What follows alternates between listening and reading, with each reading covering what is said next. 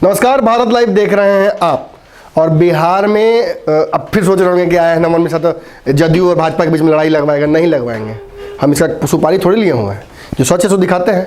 देखिए, बिहार की मौजूदा परिस्थिति में जदयू और भाजपा के बीच तनातनी जरूर है, लेकिन मैंने आपको एक बात कही थी, कुछ पॉइंटर्स दिए थे। एक बड़ा पॉइंटर मैंने दिया था कि मंत्रिमंडल का जो विस्तार होगा नीतीश कुमार के, उसमें मामला फंस सकता है। क्यों? क्योंकि बहुत सारे लोगों को ऑबलाइज करना है और भाजपा इस बार के मंत्रिमंडल में अपनी जो संख्या है उसे बढ़ाकर रखेगी। एक बड़ा मुद्दा यह है। दूसरा बड़ा मुद्दा है बंगाल का चुनाव, जिसको लेकर भाजपा काफ़ी सशंकित है और वह इस इंतज़ार में है कि बंगाल में अपने फेवर का रिजल्ट लिया जाए। आशा भी है कि भाजपा को कि इस बार बंगाल में अच्छा रिजल्ट ले लेगी। लेकिन आपको पता है कि इन दोनों परिस्थितियों के अलावा चिराग पासवान भी एक बड़ा मुद्दा है, जिस पर जदयू और भाजपा के बीच में खींचाखींची चल रही है।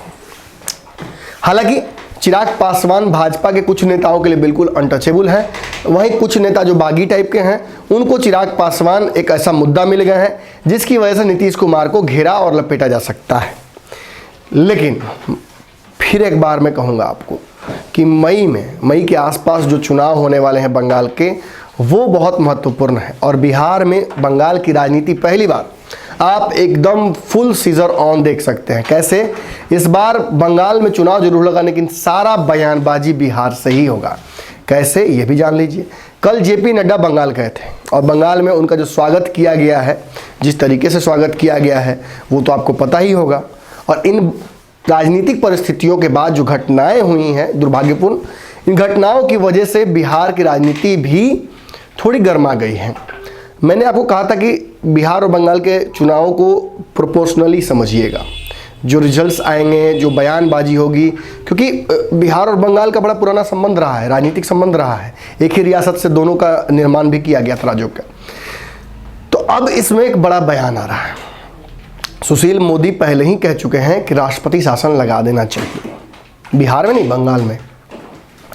और यही बात अब लोजपा कह रही है। लोजपा के प्रदेश जो मीडिया प्रभारी हैं, कृष्णा सिंह कल्लू नाम है उनका, उन्होंने बयान देते हुए ये बात स्पष्ट कर दी है कि लोजपा चाहती है कि बंगाल में जो मौजूदा राजनीतिक स्थिति है और जिस तरह से चुनाव होंगे, और चुनाव से पहले ही जब दो राजनीतिक दलों, दो विचारधाराओं के बीच में लड़ाई इतनी हो जा रही है, किसी की हत्या हो जा रही है, किसी पर हमला हो जा रहा है, तो ऐसी परिस्थिति में चुनाव कम से कम राष्ट्रपति शासन के अधीन कराया जाए। राष्ट्रपति शासन आज के आज लगा दिया जाए। अब बड़ी बात यह है कि बिहार की जो राजनीतिक समझ वाले लोग हैं वो जानते हैं कि बिहार में भी राष्ट्रपति शासन लग सकता है। क्यों? क्योंकि लगातार जो क्राइम डेटा है वो बढ़ता जा रहा है, एक से एक तबादले किए जा रहे हैं। बिहार में मौजूदा एक ग्राफ बनाया जा रहा है और एक फ्लोचार्ट बनाया जा रहा है। ग्राफ में बताया जा रहा है कि कैसे क्राइम का डेटा बढ़ता जा रहा है और सरकारी स्तर पर ही हो रहा है। और एक फ्लोचार्ट बनाया जा रहा है जिसमें ऐसे पुलिस महकमे के लोगों को जोड़ा जा रहा है जो क्राइम पर कंट्रोल कर पाए हैं जहां उनकी पोस्टिंग हुई है उस हिसाब से। हालांकि ये भी बहुत ज़्यादा, नीतीश कुमार ऐसा पहले भी कर चुके हैं और दोबारा और किए हैं, कोई खास फर्क पड़ा नहीं। गुप्तेश्वर पांडे जी को भी डीजीपी बनाने का मकसद उनका यही था कि शराबबंदी पर लगाम लगे, क्योंकि शराबबंदी को लेकर गुप्तेश्वर पांडे पूरे बिहार में भ्रमण किए थे, घूमे थे। लेकिन अंततः क्या हुआ, कई पुलिसकर्मियों को ही शराब की खरीद और फरोख्त में संलिप्त पाया गया।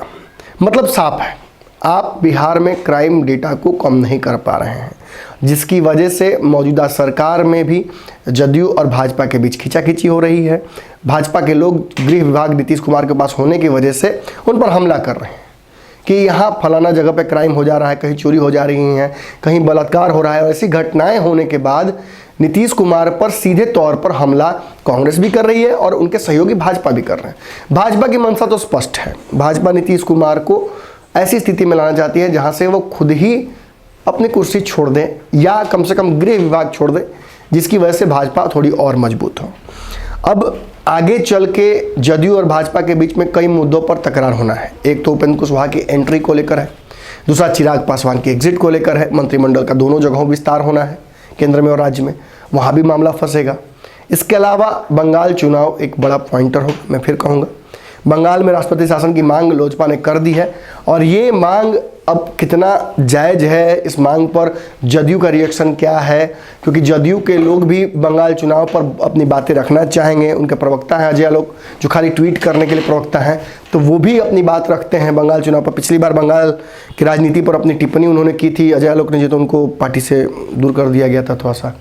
लेकिन खैर चलिए, मौजूदा राजनीति में बिहार में एक बात स्पष्ट है कि बंगाल की चुनाव की जो राजनीतिक धमक है वो बिहार में अब दिखने लगी है, और बिहार की मुख्य जो राजनीतिक पार्टियां हैं वो बंगाल चुनाव पर अपना रिएक्शन देने लगी हैं। हालांकि विपक्ष यानी कि जो आरजेडी है, कांग्रेस है, उन्होंने अब तक बंगाल चुनाव पर कुछ बोला नहीं है, लेकिन भाजपा और लोजपा इन दोनों की जो बातें हैं वो सेम ट्यून लग रही हैं, और बंगाल में राष्ट्रपति शासन लगाने को लेकर मांग भी कर दिया गया है। इस खबर में इतना ही। अगली खबर में आपसे जल्दी ही मुलाकात करेंगे। भारत लाइव पर खबरों का सिलसिला लगातार जारी है। अगर आपको हमारी खबरें पसंद आती हैं तो हमारे इस फेसबुक पेज को आप लाइक कीजिए और इस वीडियो को शेयर कीजिए अपने टाइमलाइन पर। और अगर आप यूट्यूब पर देख रहे हैं तो चैनल तो आपने सब्सक्राइब कर ही लिया होगा। अगर बेल आइकन दबा दीजिएगा तो ऐसी सारी अपडेट्स आपको मिलती रहेंगी। धन्यवाद। अगर ये वीडियो पसंद आई और वह बिहार के राजनीति और बिहारियत से सरोकार रखेनी तो सब्सक्राइब बटन दबा के चैनल के सब्सक्राइब कर ली। ओजे एगो घंटी बा, ओकरा बटन दबा देला से कुल सटीक और मारक खबर रुआ मुफ्त में मिल जाई। अगर रुआ पत्रकारिता के हमनी के नया प्रयोग में सहयोग कर चाहतानी तो ज्वाइन बटन दबा दी। पेटीएम नंबर नोट कर ली 9386816700। धन्यवाद।